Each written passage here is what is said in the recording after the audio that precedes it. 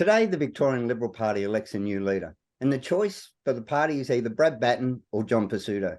It's a choice that will either take the party forward or set it back and possibly condemn the Liberals to political purgatory. That's how critical the choice actually is. Now, if Pesutto is elected, then the likes of David Davis, Kim Wells, Matthew Guy, Michael O'Brien, David Southwick and others will form part of the shadow ministry, indicating that it's learnt nothing in the last 12 years. Now, it's a shame that Ryan Smith isn't with us today, but instead we've got the usual crew. We've got John Heron, victims advocate and solicitor. We've got Caroline Council, one of Australia's leading law practitioners. We've got Mario Beeks, author of What is the Price of Freedom and security consultant. And we've got independent candidate for the recent Victorian election, Cheryl Ainsley. Welcome, team. Morning. Morning, Michael. Now, to be transparent, we've all got a fairly close and loving relationship with Ryan Smith. He withdrew and threw his support behind Brad Batten. Who do we think should and will take the leadership of the Liberals? Well, I'll kick it off if you like, because maybe this story is a spanner in the works of the question, but I'm not sure that either of them are going to be the right choice. My belief, and I said this through the whole campaign, you know, with the Liberal contingent down in my area, I really think they need a strong female. And this is not because I believe female versus male, but I think the polar opposite of Daniel Andrews is a female. And I also think that we need someone, you know, I've seen Sam Groth, the person that's succeeded in Nepean here, make comments about whether they should be right, centre, etc.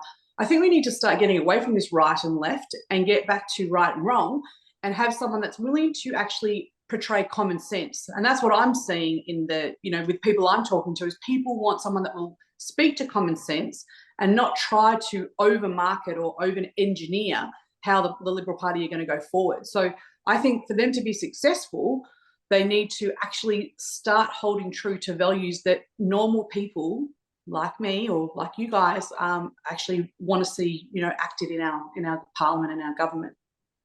Yeah, Cheryl took my point about when you read out the entire list of names, there was not one female there, and I'll where the areas that the Liberal Party was very weak in was my understanding is the to use a colloquial term, women's vote and millennials, where they had something like 1 in 5 millennials in there, and the names you rattled off don't appeal to any of that group. So where to go? Just on appearances, let alone, and also as Cheryl said, whether they're left, right, or centre was beside the point. It's obvious in these elections, the vast majority of people don't care or don't understand that, whether one might be further to the right or not. It just doesn't register with them. So the point has to be there has to be someone with some sort of charisma or background. And the other thing I would say too, someone that's going to come out and start swinging at Andrews, probably as you saw me when I was handing out how to vote cards on election day, Michael. It's interesting, the reflection that the Liberal Party should be listening to from the fallout of the election. Disaffected female voters and disaffected millennial voters. So there's the lesson. You take a look at who didn't vote for you, who you lost, and you re-engineer who you are as a party and get back to your basic core principles and ensure that they align with the community. And if they don't, you're either going to be irrelevant and left out of future races altogether, or you have to realign. As simple as that. Are we getting pulled further apart with this left-right divide that we seem to have? Other Liberals, did they lose their way by trying to go left to appeal to Labor voters and lost the Conservative vote? Or is the Conservative vote just a non-existent demographic? I think that's the point, Michael. I think that they're trying so hard to over-engineer the election. They're trying to be so smart and trying to please everyone, and in doing so are pleasing no one. And I think there are voters out there who want to vote for a Conservative or for common sense. I like the word common sense a lot better. And there is not the option. You know, the Liberal Party are not an option for that at the moment. And until they either stand up and be that, they will, as Carolyn was saying, you know, potentially become non-existent, you know, or definitely a non-competitor going forward. Can I just add on this something? As I said, like, I'm not in Victoria. I'm just observing from the safe distance in Sydney. Look, my view of this is very simple. Daniel Andrews was using the time in lockdown and everything else to consolidate, to bring the people around him, and he was sticking with the same guns as before. Liberals didn't know how to cash in the lockdowns. They didn't know how to. They're believing that people's going to just vote for them. But what I'm seeing, it's actually what's happening in Victoria. It's replicating now in New South Wales as well. The Liberals actually, they are not on the track. They try to please everybody and anybody, and that's going to be, we cannot neglect the fact that the entire show is going to be Labor, which is very scary thing it is. And in Victoria, it's proved that Daniel Andrews was utilizing time in lockdowns and afterwards just to stick with his guns and actually divide and conquer. That's what he was doing, divide and conquer.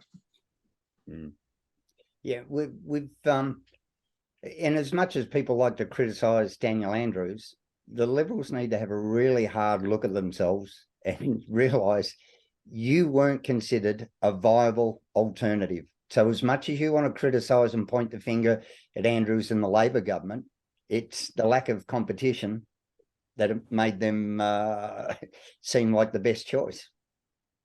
And look, I think since the election, what's already happened, and the election is just finished, there is already groups of people forming because they felt that the run up to the last election was too short, and there's already groups of people forming together to work out what the best strategy, because they don't believe that the Liberal Party can do it. So I know, because I'm part of one of those groups, and happy for people to reach out to me if they want to, but there are a lot of people who have been in the Liberal Party before, a lot of great talent who have defected, who have had enough.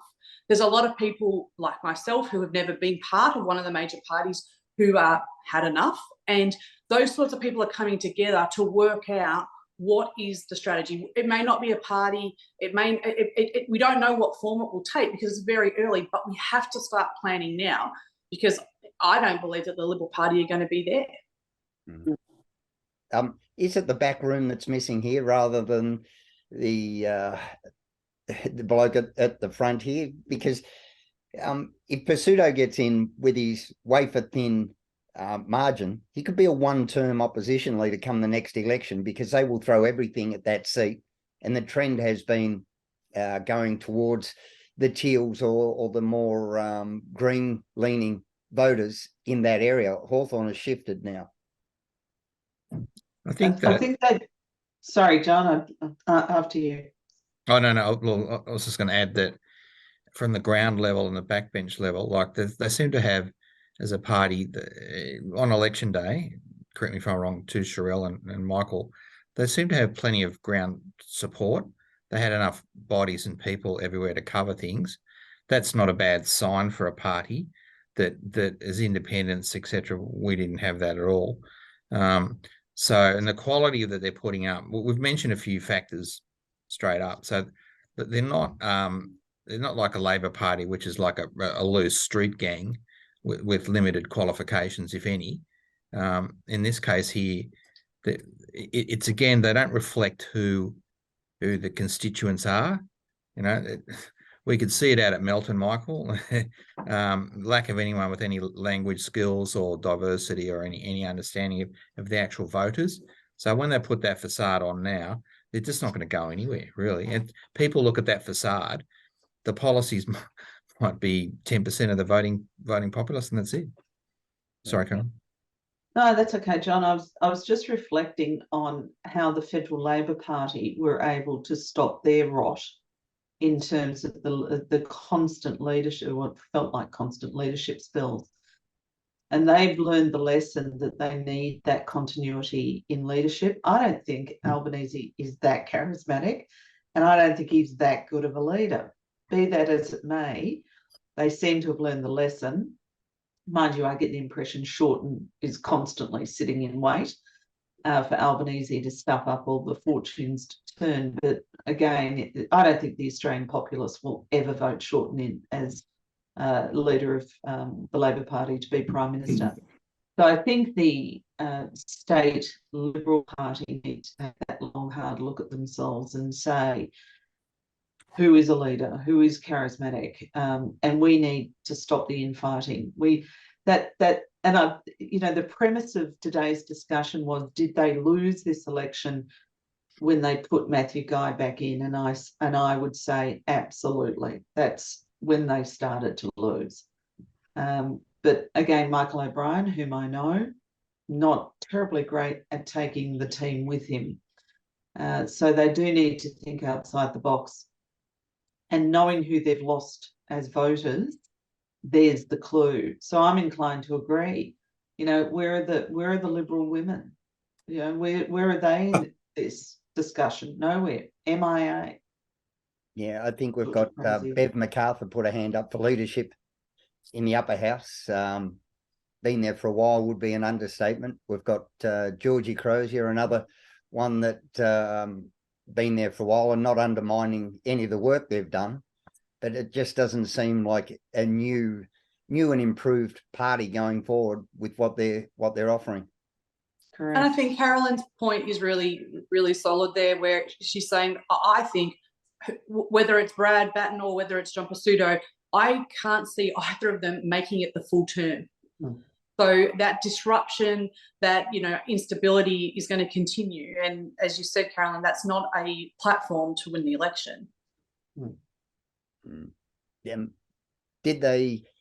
I tend to agree with Caroline. They made the mistake years ago putting Matthew Guy back in, but should they have pushed him a couple of months out when the polling was just horrific all the way through? And I think a lot of the reporting about the gap closing was more about wishful thinking than actual reality. The real, I challenged and I had these conversations at the booths as you were standing around, and the real challenge they have is who do they put in. And the name that you just jumped at, that were put out there, Michael, before, Georgie Crozier, I thought was a good option. I thought she would have been a stark contrast, but they don't seem to, I don't know why, but they don't seem to be looking for that different, the real polar opposite of Daniel Andrews. A female voice would be so strong against him, I think. So I feel like they're just going back to square one. And I agree, Matthew Guy had it lost at the time that he came back in.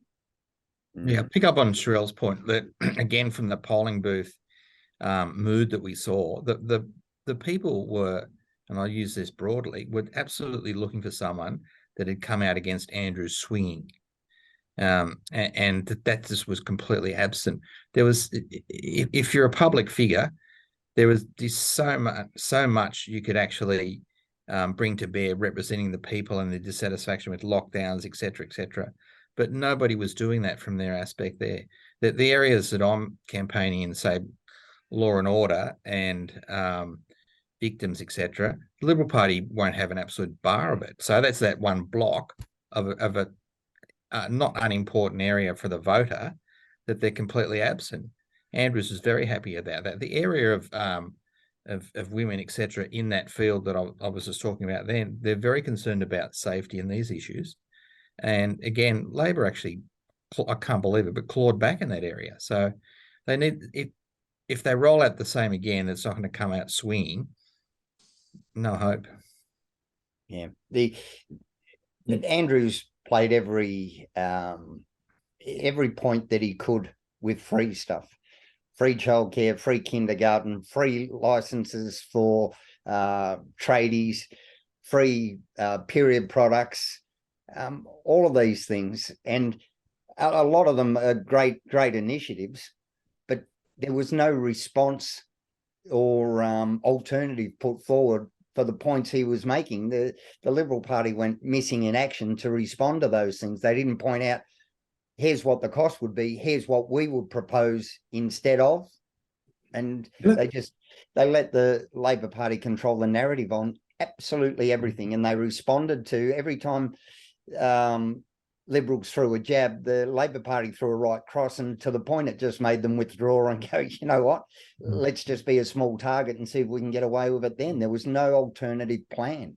And they had so many opportunities in the healthcare arena with hospitals and ambulance. issues which are still rife in the community. You know, there's Dan Andrews last night on the news saying, "Oh yeah, we've got to get this right."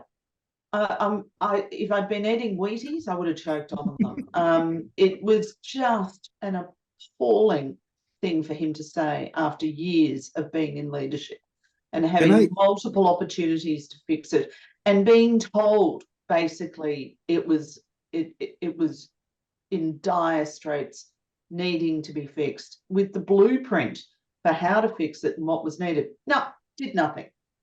Yep. Can I just say, I don't close downs. Nothing changed. When he was pushed for the tents that were being used for emergency services, and he goes, "Well, you know, every state in Australia are experiencing this. I can't believe the follow-up question isn't great. Which other states are using tents at the moment, Premier?" And you know, the media have a lot to answer for, not holding them to account, and also not putting the fire to Liberals as well. Well, you know, what's your alternative? It's all very well to say, well, he's bad, but how are you going to be better? I just want to say, like, you know, I'm reading in the newspapers here on this side in Sydney about Royal Children's Hospital, right? And there's advice not to bring the kids in children's hospital. Now, I don't understand how this is happening, but that nobody even today doesn't hold accountable Premier Victoria and his government, his cabinet. You know, they're on the power for the how long, and now this is transferring. It's a snowball effect. Like you can't bring the kids in a hospital because the emergency is overcrowded, and nobody, even nobody from his party, not from Liberal or Independent, doesn't hold him accountable. Instead of this, all these promises, that's just a wishful thinking. The guy he promised it, I said this before, and you know, this is now something what nobody can actually correct till new election and a strong leadership, Liberal or whoever it is. Yeah, and so with health, Mike, and Caroline and I in our area, we say we don't have a hospital. We have to drive to Melbourne. Now, what about the Melton Hospital in your area, Michael? They were able to get away with that after how many years? Sorry? Same down here in Nepean. Rosebud Hospital is in dire need for upgrade. Yep, upgrade. We don't. So Melton in the west with an extra 1 million people that have moved there in the last decade doesn't have a hospital at all. Last time I was at the Children's Hospital about a month ago, and I was looking at I just happened to glance at the intake of where their areas were from. Most of them were actually out at Melton, Truganina, etc., because they had nowhere to go, right? So they had to drive over the Westgate Bridge, etc., to try and get in to the hospital and all types of things. Again, we have to drive an hour. When my son had a possible broken wrist a month ago, again, we have to drive into Melbourne for it. There's no one to see him here. Melbourne, or for very fundamental things, Bendigo. But yeah, they greenlight growth without any concept of servicing the community or sustainability in terms of that growth. So they want the money that comes from it, and this is true of local council as well. It's the entire system, again, needs somebody overseeing planning. And, you know, this is the thing that Ryan's really keen on as well, that whole concept of proper planning and the fact that no thought has been given to what Victorians need and how to grow our community. Yeah. And that was the basis of my whole campaign, is things should be done based on merit. They should be done based on merit, and it shouldn't be so that someone can get a photo op because in their area to get elected. And that's exactly what John and yourself, Carolyn, are saying, is that, you know, there's a hospital needed in that area, yet it doesn't suit them politically, so it doesn't happen. And Sherelle, you raised in the Zoom immediately post-election your concern, which I think will play out, and I actually want to see if it does play out, where Dan Andrews will punish, you know, those areas where others than the Labor Party got in. Yep. And those people will be punished. The people that live there will be punished, and they will be deprived their basic, you know, support systems. Yeah. When you see the latest census, the life expectancy difference between Brighton and Melton is 13 years. 13 years. Now, where should the majority Postcode of health. hospitals and health services be located, do you think? In the eastern suburbs, where, you know, the life expectancy in Bayside suburbs is higher, or in the areas with the biggest health concerns? In my electorate of Eureka, we're overrepresented in so many chronic diseases and underrepresented in the resources needed to address them. We've got the lowest walk score in the state at 29. We've got twice the number of 3-car households as the state average. We've got no public transport infrastructure. And to get to an appointment at either Sunshine or Footscray Hospital via public transport, you're looking at a couple of hours of travel, unless you happen to get on a morning peak service, 90 minutes between services. Just really. So what the people voted for? Like, this is my question: is who are the people in the government? Who is the people in a cabinet? If you have the minister of some portfolio health, is it supposed to be somebody who understands, you know what I mean, that type of the portfolio? I mean, it doesn't make a sense. You know, I'm seeing on Twitter, Premier of Victoria, Daniel Andrews, it's competing with Sydney, New South Wales. Melbourne is the most livable city. Melbourne is this and this and this. And I think myself, I don't want to go in Melbourne with my kid. You know, something happened to my kid, and then what? You know, waiting in a line for 7 days. I mean, somebody must be accountable for all of this. And who are the people in the government sitting there? If you're not capable, even in communism, they have a capable people sitting somewhere. Who are those people? No. See, I think the Not problem, capable. Mario, is The that minister is not capable. Oh, thank you. Thank you, Caroline. Thank you. the problem that comes back to what Michael was saying before is that in the election, Daniel Andrews was throwing out free this, free that, free this. And everyone knows, well, a vast majority of people know it's not free because someone's paying for it through taxes, etc., right? But he throws out all these free comments, and not once did the Liberal Party come back and fight that and actually point that out. They were so weak on that messaging, so that accountability where we were absolutely yearning for the Liberal Party to hold them to account just didn't happen. Well, that free, and again, I always say, having worked for the regime, that free stuff, if you really know, will never get built. The vast majority of it, people are only starting to dawn on that. But again, that was a habit over the last Andrews term of making budget promises for projects that will never ever get built. All of those upgrades, hospitals, whatnot. So he's in a groove now where he knows he can actually say anything and people will get away with it. And you ask Mario about, and this comes back to these types of totalitarian regimes, what happens now is that people in the party and in the know, they start to circumvent services. So if you want health services, and I know this is happening in the legal courts area, when somebody knows in the regime wants something seen or done, they actually jump the queue, right? So that's the next, when you're going down this path to that sort of society, that they're not too fussed about that, because if they need urgent medical or hospital care, those people in the regime will go to the top of the queue. That's not really well known, and I know that's happening now. Right? Is that right, Mario? Absolutely. And this is one of my predicament it is. If there's no leadership, you know, who's going to hold accountable Daniel Andrews and all this whatever they are, that cabinet of the very competent people is going to start dying even more. And nobody will actually do nothing, because, as I said this before, he's going to cover this. It's a inflation, recession, it's a COVID, it's a this and that. And if there's no leadership who can confront Daniel Andrews, people's going to still, you know, die in droves, and he'll not care nothing. So, how many health ministers have we had in the last 2 years? How many? 4, is it 4 or 5? Makakos was the first one under the bus. Foley.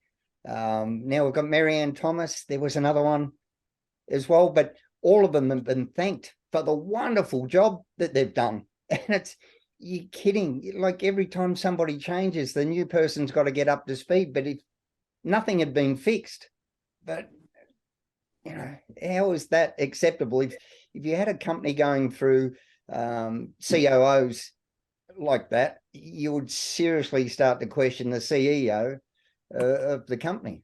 It's called moving the deck chairs on the Titanic, Michael. That's what it's called. It's like the next 5-year plan, and they're politely clapping knowing that the goods were never delivered in the first place. We're actually at that stage now. Yeah. All right. Well, we're going to have to leave it there. So let's do a quick straw poll. Who do we think? Pesutto or Batten? And is there an alternative that you would like to see? So we'll make it 4 point.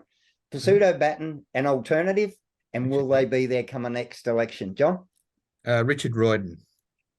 Yep. Do you think who do you think will get in though? Because it's only out of the two. So Batten or I like Prosciutto. That's all I'll say. do you think he'll be there by next election? No, I just said I like Prosciutto. Okay. I think he's talking about the meat, not the person. I think it'll be Pesutto. He won't get back in. I don't understand women who hide in the shadows. I don't understand Georgia Crozier. If she was stronger, if she had a spine and stuck her chin out, she should go for it, but it's not going to happen. Mario? They're not learning. No. Look, I'm for alternative. You know what I mean? I would like to see somebody like yourself or John or Caroline or Ryan Smith. That's I like to see people who stand for what they preaching. You know what I mean? I don't know other candidates very well, so I can't say. I'd rather see alternative. You know what I mean? Ryan Smith or you. Yeah. And Cheryl, I noticed too that somebody even mentioned Sam Groth might be an option. First term, like only just got in. So who do you think? Pesutto, Batten, an alternative, and will they be their next election? Look, I'll say he got asked that at the polls and he didn't say no. So that's all I can say. He didn't say yes, but he didn't say no. I agree with Carolyn, to be honest. I think probably John Pesutto will get in. I don't think he will last. And I also second her comments about Georgia Crozier. I really wish she would stand up and make a big play. Gee, where's Maggie Thatcher when you need her? I'm looking at her. All right, team, we'll leave it there. Thanks everyone for your time, and we'll reconvene next week. Thank you. Bye, Michael.